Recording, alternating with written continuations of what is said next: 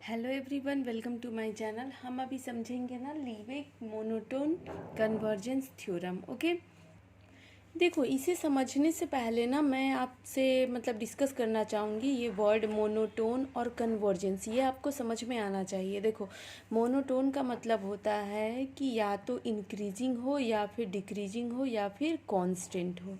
Clear है? ऐसा नहीं कि कभी बढ़ रहा है कभी घट रहा है। अगर हम मोनोटोन सेट की बात करें या फिर मोनोटोन फंक्शन की बात करें, दोनों के केस में ये कंडीशन होना चाहिए।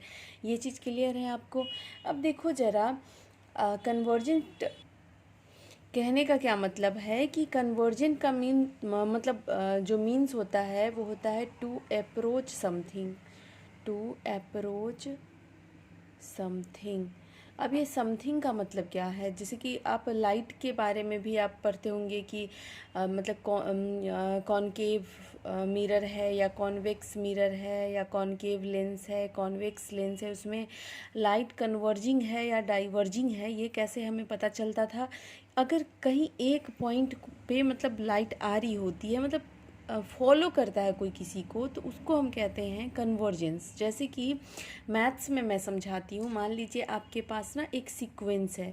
सबसे पहले तो सीक्वेंस का मतलब क्या होता है? सीक्वेंस का मतलब होता है कि जो मतलब टर्म्स टर्म्स जो एक दूसरे को एक पार्टिकुलर फॉर्मूला से रिलेट करता हो। जैसे कि 1/2, 1/4, 1/8, 1/16, ये सब क्या है? सीक्वेंस है। क्या है ये?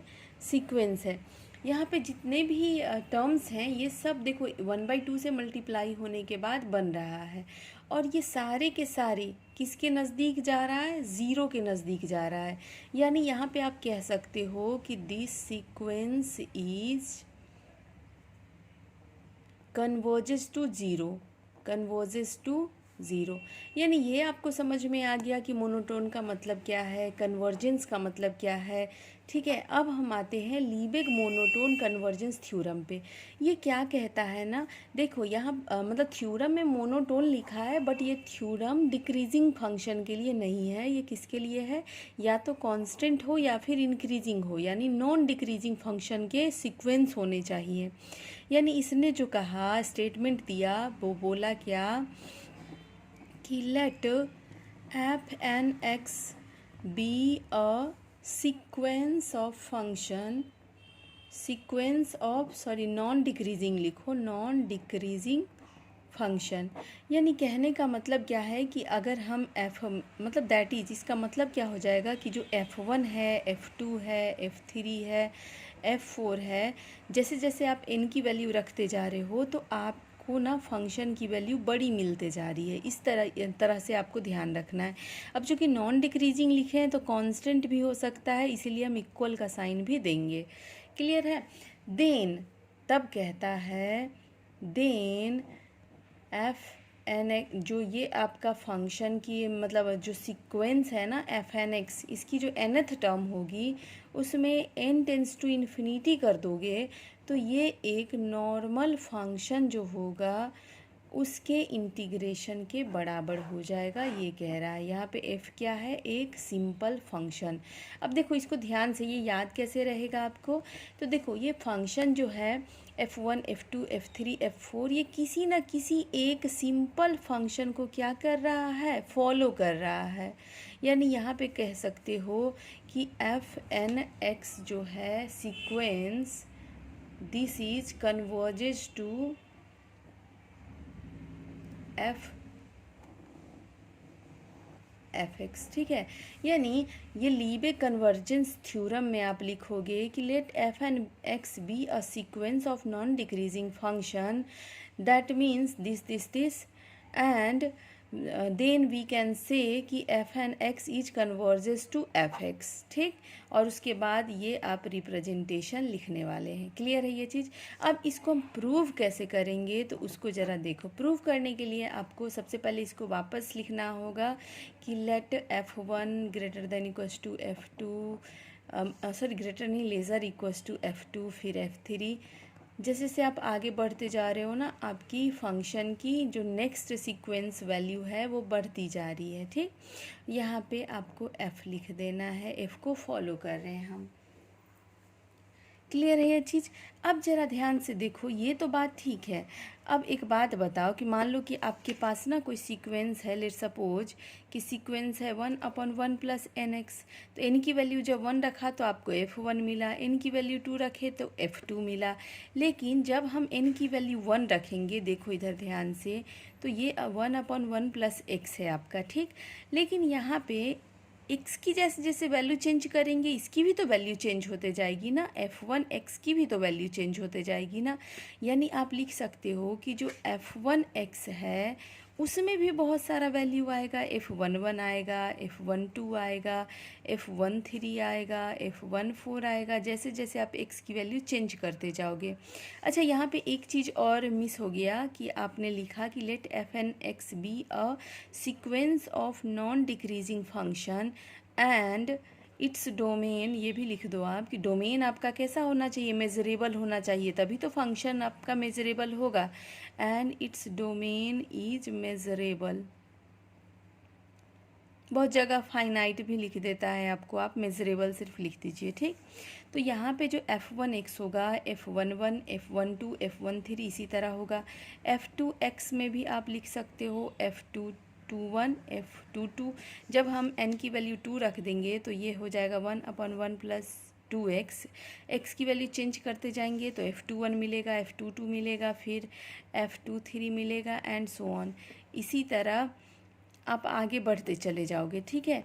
यहाँ पे चूँकि ये सीक्वेंस नॉन डिक्रीजिंग है, तो हम जैसे जैसे आप एक्स की वैल्यू भी यहाँ पे क्या हो जाएगी, जैसे जैसे आप आगे जाओगे तो फंक्शन आपकी बड़ी मिलते जाएगी, ठीक। अब ज़रा ध्यान से देखो, हमने क्या किया कि अब क्या करेंगे ना कि एक अज्यूम कर लेंगे कि f और एफ एन एक्स की जो सीक्वेंस चल रही है उसके बीच का एक सीक्वेंस क्रिएट करेंगे, ठीक। जैसे कि हम क्या करेंगे ना कि लेट्स अज्यूम। अभी देखो यहाँ पे आपको मैंने अभी दिखाया कि F1 का जो अलग ही चल रहा है, F11, F12 इस तरीके से, F2 का अलग ही चल रहा है, F21, F22 इस तरीके से अलग अलग वैल्यू आएगी ना अलग अलग डोमेन पे। तो यहाँ पे हम क्या करें ना कि एक ना हम मतलब अज्यूम कर लें। क्या अज्यूम कर लें कि एक आपका फंक्शन है, फंक्शन की सीक्वेंस है। Let us assume a sequence, एक सीक्वेंस हमने क्या अज्यूम कर लिया, GN। हमने एक GN सीक्वेंस अज्यूम कर लिया और इस GN को हमने ऐसे डिफाइन कर दिया कि GN is equals to maximum of FKN। अब ये मैक्सिमम ऑफ FKN कहने का मतलब कि जब हम G1X लिख रहे हैं ना, तो यहाँ पे मैक्सिमम ऑफ F। अब देखो 1, अगर आपने 1 लिखा है, इस n की वैल्यू 1 लिखा है, ठीक है, तो k की वैल्यू तो 1 से छोटा ही लोगे ना, 1 से छोटा क्या ही लोगे, तो 1 1 ही हो जाएगा इस केस में। अब G2X लेंगे तो मैक्सिमम ये हो गया f, और देखो n की वैल्यू क्या हो गया 2, तो यहाँ पे 2 लिखोगे और k की वैल्यू n से छोटी वाली सारी यानी F12, F22 इस तरीके से। उसी तरह G3X जब लिखोगे तो ये हो जाएगा max F13, F23, F33 and so on.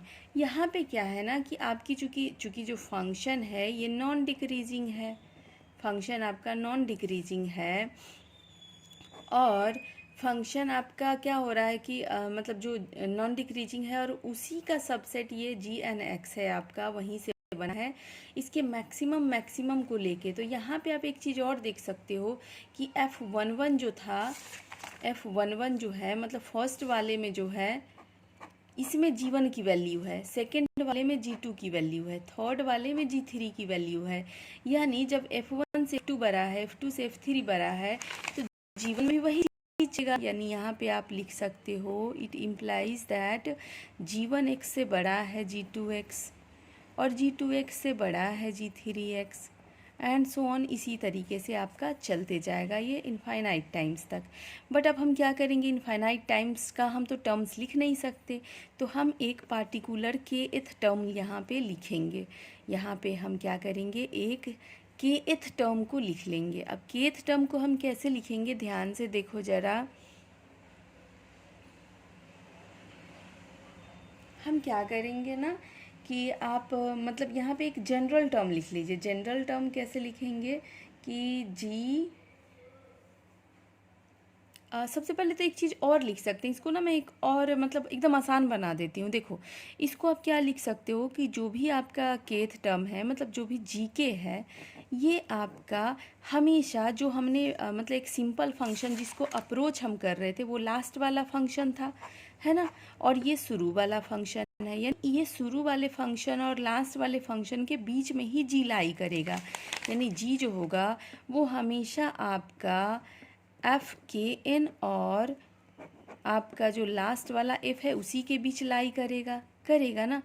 ये जी तो उसी के बीच लाई करेगा ना। अब क्या करो आप यहाँ पे कि आप ना यहाँ पे लिमिट को अप्लाई कर दीजिए। ठीक है, आप यहाँ पे लिमिट को अप्लाई करो, limit N tends to infinity, क्योंकि हमको इन्फिनिटी पे जाना है, इन्फिनिटी पे फंक्शन की वैल्यू चाहिए ना, क्योंकि हमारा सीक्वेंस तो आगे बढ़ते जा रहा है। तो हम क्या करें, एन टेंस टू इन्फिनिटी कर दें। ठीक। अच्छा एक बात बताओ, यहाँ पे आप मतलब एन पे अगर जाना चाह रहे हो या के पे जाना चाह रहे हो, मतलब जो भी, ये तो आप अपने मन से डिफाइन किए हो ना कि के है।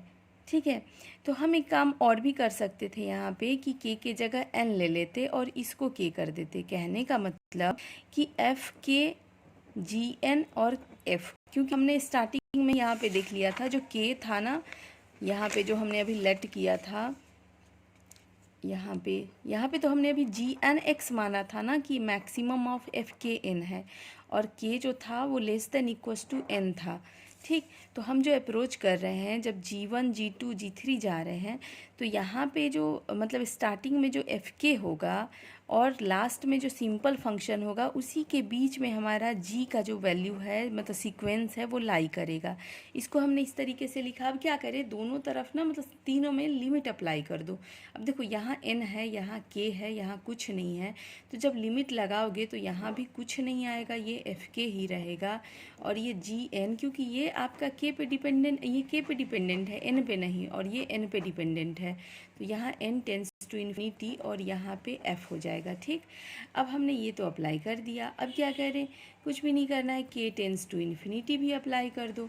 जब के टेंस टू इन्फिनिटी अप्लाई करेंगे तो ये हो जाएगा K tends to infinity G N N tends to infinity lesser, ये हो जाएगा एफ। ठीक, अब नेक्स्ट स्टेप में इंटीग्रेशन साइन को अप्लाई करेंगे, तो यहाँ पे इंटीग्रेशन आएगा, इंटीग्रेशन आएगा और यहाँ भी इंटीग्रेशन आएगा। बस यही आपको प्रूव भी करना था। यहाँ से क्या हो गया आपका कि आपका कोई भी फंक्शन का जो सीक्वेंस है उसका एन मतलब ये जी एन भी एक नया फंक्शन हो गया ना आपका, कि आपने उस जी एन को क्या किया, एन टेंस टू इन्फिनिटी करके इंटीग्रेट किया और वापस से ये आपका सिंपल फंक्शन के इंटीग्रेशन के बराबर हो गया। यही चीज़ आपको प्रूव करना था, तो ये आपका प्रूव्ड हो चुका है।